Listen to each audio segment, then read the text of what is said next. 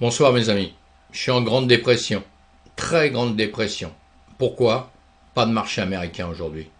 Quelqu'un qui travaille en bourse et qui ne peut pas aller sur les marchés américains, vous vous rendez même pas compte du stress que ça peut occasionner.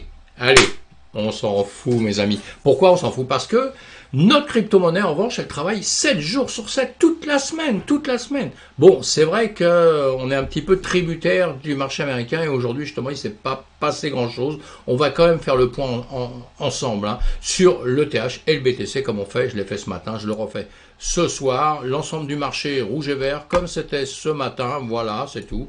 Donc, on a un BTC là à 20 067, un ETH à 1615 depuis peu de temps, ça m'étonne là. Je vais le rebooster un petit peu quand même. Ah, vous voyez, il faut jamais oublier ça, 19 872 et 1600 dollars. Allez, le S&P sous ça, c'est fermé. CAC 40, on a vu ce matin les marchés plutôt un petit peu contents dans l'ensemble. Soit ils sont contents que leurs confrères soient fermés, comme ça ils peuvent un petit peu jouer comme ils veulent. Mais voilà, maintenant on va regarder le BTC et le TH un petit peu comme on le fait tous les matins et tous les soirs, comme je le dis. On le regarde sans rien, on va le regarder en journée pour se faire une petite idée un petit peu de l'ensemble du marché. Il faut toujours regarder l'ensemble du marché pour savoir un petit peu où on en va, où on va. L'Ethereum, on voit bien qu'en ce moment, on est un petit peu en train de grimper, un peu de grimper. En ce moment, là, derrière les dernières bougies, là, en journée, on baisse quand même. Mais je parle d'un ensemble. L'ensemble, il est quand même vers le haut. Et ici, pour le BTC, vous voyez bien qu'en réalité, il est sur la même ligne en bas, il fait plutôt ça. Voilà. Ça, c'est la tendance qu'on doit toujours savoir un petit peu la tendance générale. Donc ici, la tendance sur le BTC soit plutôt de faire un grand range, un plus haut d'un plus bas. Voilà. Le TH, lui, un plus bas, un plus haut, mais entre les deux, on est en train de grimper quand même. Donc il a, en ce moment, il dévie du BTC, il se comporte un petit peu différemment. Après, il faut étudier ça encore autrement, parce qu'il faut étudier d'où il vient, où il va, etc. C'est plus complexe. Mais voilà, allez, on va sur le BTC, on va se mettre en 1 heure, puisque nous on le regarde toujours le matin et le soir en 1 heure pour savoir ce qu'on doit faire ou pas faire. Et là, je répète ce que j'ai dit, vous voyez bien le range, voilà, on voit bien là, un bas, un bas, un bas, ici plusieurs bas, voilà, on est sur ces niveaux ici, et là-haut en revanche, on fait ça. Alors on va regarder avec les dessins. Voilà, et on voit bien qu'ici on descend, on descend, on descend. Ici on redescend un tout petit peu plus. On s'est créé une zone ici, voilà, on peut la créer différemment, mais là on a pris le plus haut ici, le plus bas ici que j'ai tiré comme ça, et on voit le reste du marché, comment il fait à longueur de temps. On voit bien qu'il est sorti, mais il est revenu dedans, et il travaille à l'intérieur. Voilà à quoi ça me sert ça. C'est simplement une zone, donc rien de plus. Ce point-là, ce point-là. Et on voit bien quand même que là, ça vient rechercher la même chose, là, ça vient rechercher la même chose, là, ça s'évade, mais toujours pour descendre, et ici, descendre un peu plus durement. Maintenant, là, ici, ça peut recraquer, et revenir ici, et suivre le chemin ici. C'est ce que je vous dis à longueur de temps, ce qu'on s'est dit ce matin, ça va aller là ou ça va aller là. Ça va légèrement vers ici. Ici, on a cette mèche qui est venue taper, mais qui est redescendue, donc ça ne m'étonnerait pas par la suite que ça revienne quand même en dessous ici. Mais ça, on le verra par la suite au fur et à mesure de ce qui se passe. On masque les dessins, on va regarder avec nos points pivots et nos retracements de Fibo, ça peut vous servir. Si vous mettez ça, ça vous sert, ça vous évite de faire des dessins. Si vous n'aimez pas faire des dessins, il y a des gens qui détestent ça. Moi, sincèrement, j'adore ça. Moi, quand je fais du trading, je fais du scalping, tout ça, je prends aucun indicateur ni quoi que ce soit. Je fais mon travail. Les indicateurs, je les regarde pour du long terme, pour voir un peu ce qu'ils disaient tout. Ou alors sur du court terme, je vais en prendre un, je vais l'appliquer à ce que je fais, mais je fais mes résistances, mes supports moi-même, mes triangles, etc., mes vagues, sans aller partir sur les vagues d'Elliott. Mais voilà, quand on trade, on voit ça autrement quand on fait du très court terme. On n'a pas le temps d'étudier pendant 3 heures pour une action qu'on va faire de 5 minutes, évidemment. Maintenant, on a besoin de sentir l'ambiance générale. Vous devez savoir quelle est l'ambiance générale, parce que quand on n'est pas dans l'ambiance générale, c'est-à-dire que si l'ambiance baisse, si vous allez dans l'autre sens, vous allez à contresens.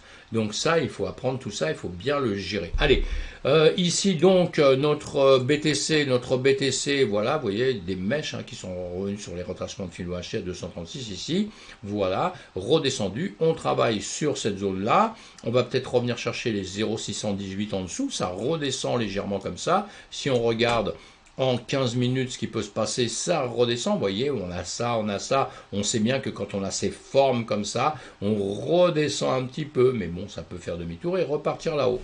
Voilà, donc vous vous servez de ces lignes si vous aimez faire ce genre de choses, et c'est très utile et c'est très, très efficace. Hein. Quand on regarde justement comme ça, on voit bien hein, que ça vient bien prendre, hein, vous voyez, sur les 618. Pourquoi? Parce que un nombre incalculable de gens se servent de tout ça. Donc c'est pour ça, donc ils vont mettre leur stop, ils vont faire des actions à des endroits où il va y avoir des lignes bien définies, des zones que tout le monde se sert. Donc c'est très utile quand même de faire comme ça, évidemment. Allez, là pour l'instant, en tout cas, vous voyez bien, hein, pas grand chose à dire parce qu'on est dans un grand range. Hein.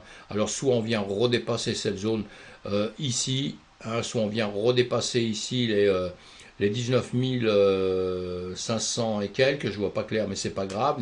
19 900 plutôt, vous voyez, vraiment je vois pas clair. Hein.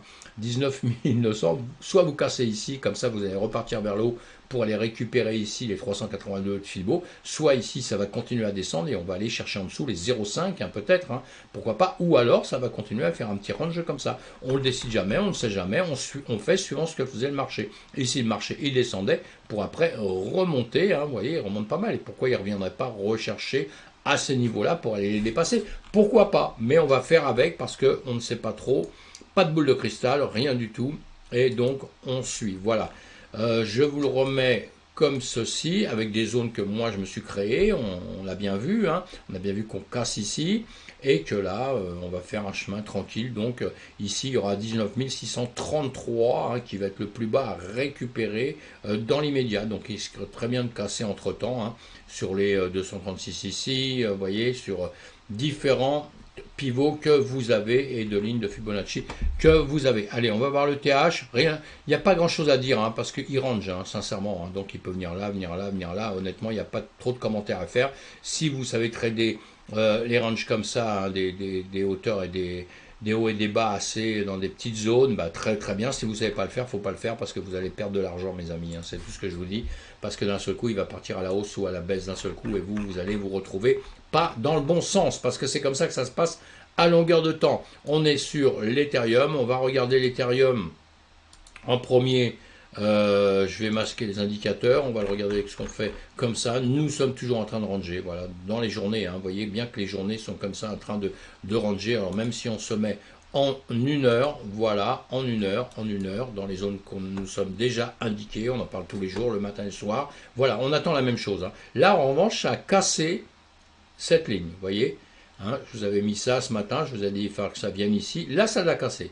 Donc après, ça va chercher évidemment cette hauteur-là qu'on s'était dit, et maintenant, ça va aller chercher cette hauteur si ça ne fait pas un demi-tour pour revenir en dessous, évidemment. Hein, regarde en 15 minutes. En 15 minutes, nous avons ça. Donc on a en premier cette zone. Hop là, je vais vous la mettre. Hop là, oui, ça veut bien. Je ne sais pas pourquoi j'ai fait ça. Voilà, ici, vous voyez, hein, boum, boum, boum, nous sommes ici, hein, ok. Hein. Donc ici, ça va être une zone à respecter, soit ça refera demi-tour, ça va repartir, sinon si ça la casse, ça viendra chercher en dessous les 1586 ici, pour après redescendre plus bas, aller chercher des zones comme celle-ci, hein. Et celle-ci, c'est quasiment, hop, hop, hop, je vais le mettre en rouge, si ça se verra mieux, mais c'est cette zone-là, vous voyez, hein, cette zone-là qui touche ici comme ça, donc ici ce sera une zone sensible, soit on la cassera, soit on repartira vers le haut. Voilà, on va regarder maintenant, on va masquer les dessins, regarder avec notre l'Ishimoku, oui tout à fait, je dis pas de bêtises, hein, hop là, je l'ai grandi, je le mets comme ça. Voilà, donc notre Ishimoku, il a percé le nuage en 1 heure, on va se mettre le nuage en 15 minutes, puisque là je suis en 15 minutes. Hein, là on a le nuage en 1 heure, là le nuage en 15 minutes, celui qui grille sombre là, et bien vous voyez bien, il l'a cassé, hein, la Tenkan Kinjun au-dessus, on est au-dessus de la Tenkan, on est en train de monter, de se poser des questions, ah là là, j'ai mal vu, vous voyez, hop, c'est bien, hein, je le fais en direct avec vous, hein, tout ça, hein, c'est pour ça que souvent je vois pas très très bien. Hop, je le remets là. Voilà, ici donc, il montait, il a recassé la Tenkan de la Kijun, la Tenkan en dessous, la Kijun est en dessous, il est sur la SSB, on avait déjà une mèche ici. Vous voyez, la SSB c'est venu récupérer sur une mèche qu'on a eu le temps. Moi, je prends toujours les mèches dans tout ce que je fais comme travail. Et donc, voilà, là, on est revenu. Et voilà, on le voit, on l'a devant nous. Devant nous, en 15 minutes, on est bien en train de le casser. On peut se mettre en 5 minutes. Et là, en 5 minutes, on a le nuage en 5 minutes. On vient le toucher. Donc ça, si on perce la SSA ici, ce sera pour venir chercher la SSB en dessous. Ici, on a cassé la Tenkan, la Kijun, on est en dessous. Si on le refait en 15 minutes, on est en train de réfléchir sur les deux, mais on perce la SSB.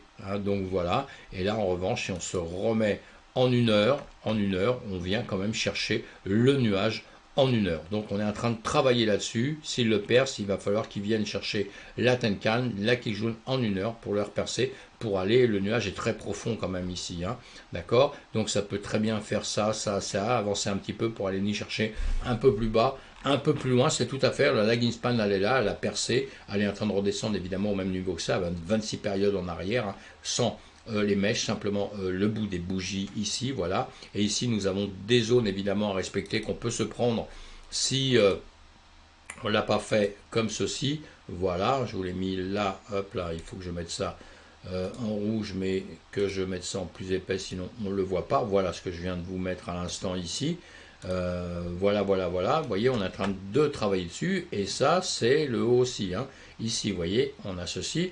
On a le haut du nuage ici qui nous fait résistance là, ça servira de support si on repart comme ça. En dessous avec la mèche, quand il montait, ça servait de support. Et maintenant qu'il vient taper dessus, ça peut nous servir résistance ici, support au-dessus. Et là, il peut taper dessus pour repartir vers le haut. Évidemment, c'est toujours bien de voir avec différents moyens, c'est tout le temps comme ça. Comme ça, on se rassure dans le travail que l'on fait. Et s'il remonte ici, eh bien, il va y avoir évidemment surveiller ceci et surveiller ceci. Ceci, on peut l'amener un peu plus loin, voilà, ici, bon, il n'y aura rien de spécial. Hop, donc ici, on va faire attention de ce qui va se passer. Et si ça redescend, évidemment qu'une fois qu'on sera dans le nuage, on va aller chercher la Tenkan, la Kijun, et avant d'aller chercher d'autres, voilà. Voilà mes amis, donc on reste prudent. Pourquoi? Parce que on a compris qu'on était dans un très grand range. Donc regardez, on va tout masquer, voilà, tout masquer. On est quand même dans une zone comme ça, là, où on est en train de s'amuser entre un plus haut ici et un plus bas ici, ou même encore pas un plus bas ici, mais un plus bas ici et un plus bas ici. Donc voilà, on a cette zone-là comme ça qu'on pourrait faire un rectangle, comme je vous ai sûrement déjà fait. Vous voyez, c'est ce rectangle gris qu'on a depuis pas mal de temps. Donc voilà, on est en train de travailler dedans, mes amis. Donc nous sommes prudents, je répète, nous sommes prudents, on fait attention, et il va falloir que ça sorte par ici, ou par ici, sur les 1522, ou que ça sorte ici, sur les 1623, pour qu'il se passe quelque chose. Mais ici d'entrée, attention, on aura les 1657, où on fera très attention, ça peut faire demi-tour ici, et revenir ici, et après repartir comme ça, c'est quasiment tout à fait possible, que là ça fasse demi-tour, et que ça reparte ici. Voilà, demain, entre-temps, j'enlèverai tous les dessins que j'ai fait là qui ne nous servent plus à rien. Et voilà mes amis pour ce soir, on reste prudent, on laisse passer la nuit tranquille, on attend les marchés américains demain. Marché américain, on va voir comment il va se comporter, ce qui va nous faire un petit peu, l'ambiance un peu générale. Il suffirait qu'il reparte un peu à la hausse pour que nous soyons hyper heureux et que nous repartions tous à la hausse. S'il repart à la baisse, il faut bien être sûr et certain qu'on va le suivre derrière. Voilà, même si on a une petite différence entre l'ETH et le BTC en ce moment, si les marchés américains repartaient à la baisse, l'ETH repartirait à la baisse aussi, mes amis. Voilà, à bientôt, amusez-vous bien, passez une bonne soirée, commentez, mettez les pouces, n'oubliez pas, parlez autour de vous afin que le puisse grossir pour pouvoir faire des lives avec vous. Au revoir.